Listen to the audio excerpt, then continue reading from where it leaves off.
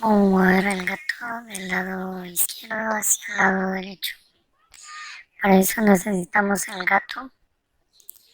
Luego después de eso nos vamos a eventos.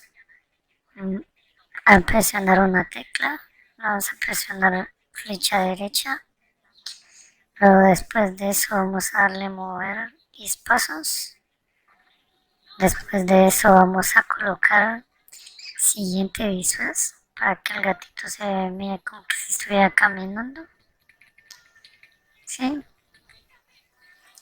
Para que el gato se vaya en ese sentido horizontal, le vamos a dar otro movimiento.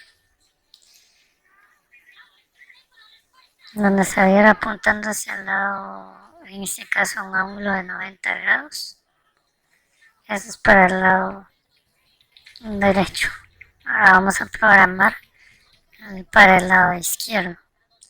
Igual me voy a eventos. Al presionar una tecla, flecha izquierda, apuntar en dirección, solo que ahora va a ser menos 90 grados. Mover 10 pasos. Me voy a apariencia. Selecciono siguiente disfraz. Está hacia el lado derecho, ahora vamos con el lado izquierdo. Si en algún momento el gato está de cabeza o gira, ustedes van a venir y van a seleccionar también acá la opción fijar izquierda derecha. Eso es por si el gato se les da vuelta y únicamente aparece de cabeza, ¿verdad? Entonces le vamos a agregar esta función acá, solo de mover de izquierda a derecha.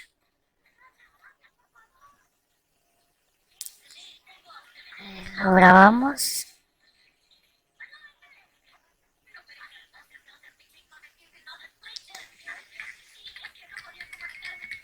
Movimiento.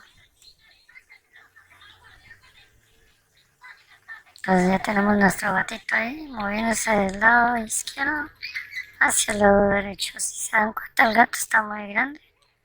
Aquí en ese tamaño lo podemos reducir, podemos colocarle 50. El gatito pues se convierte un poquito más pequeño, ¿verdad?